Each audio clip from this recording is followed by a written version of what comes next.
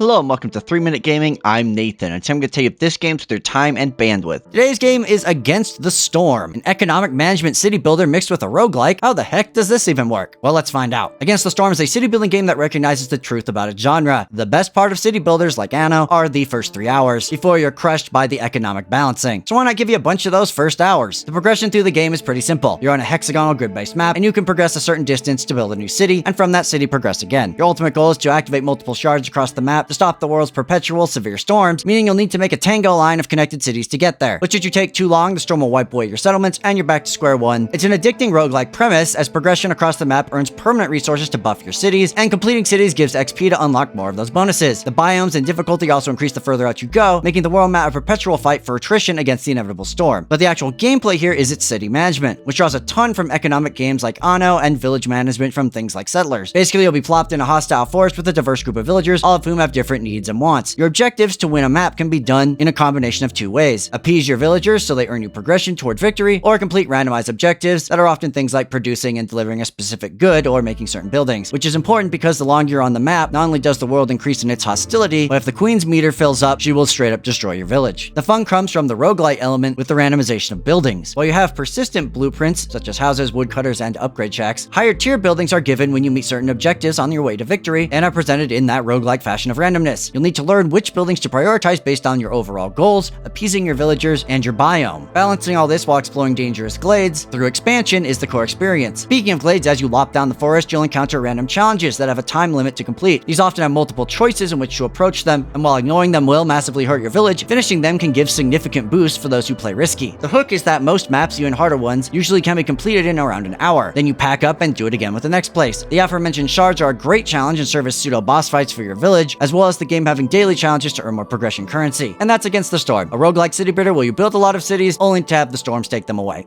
So what did I like about Against the Storm? Well, the idea of basically doing the best parts of a city builder, then leaving it to start over and do it again is kind of genius. Since the goals for each mission are randomized and change on each map, you can't just build the same city over and over, but you can learn how to streamline certain things, which makes you feel like you're genuinely getting more skillful. Additionally, I love this game's aesthetic. It's very dreary with its rain and somber music, and the graphics remind me a whole lot of that Warcraft 3 era of RTS, just with a bit of a facelift. And lastly, oh boy is this game addicting, mostly because it's so well balanced. You'll be doing time management, city management, and solving layout puzzles, and the difficulty levels feel fair, and you earn new stuff, and the difficulty increases at just the right clip that you're never super overwhelmed. When it comes to the bad, those persistent upgrades do feel very grindy, especially leveling up, and higher difficulties are brutally hard if you haven't participated in said grind. Additionally, there's a lot of micromanagement around buildings here, since they have spheres of influence where workers can work, as well as assigning the right villagers to the right tasks. This is a game for fiddlers who like min-maxing. And lastly, there is some repetition for the early portions of the game, especially on easier difficulties. Thankfully, biomes and modifiers help a lot with keeping that fresh, but I found if I played a lot of sessions back to back, I would start to notice the repetition. As you know, I rate games here on a 3-point scale. Must play, maybe consider, and don't bother. And Against the Storm is an extremely addicting micromanagement and macro management simulator that pulls all the best parts of city building and smashes it with progression and randomness of a roguelike. And somehow it works. I was honestly kind of shocked at how well those two genres fuse, and how much fun I was having building beaver pubs again and again. If you have any affinity for city builders, you should absolutely be playing Against the Storm, as it's everything I love about the genre distilled into 1-hour sessions. That's all I have for you today. Thank you so much for watching. If you played Against the Storm, you're gonna give it a shot now that it's on Game Pass, please let me know in the comments. Regardless, make sure you go out there and give this one a look.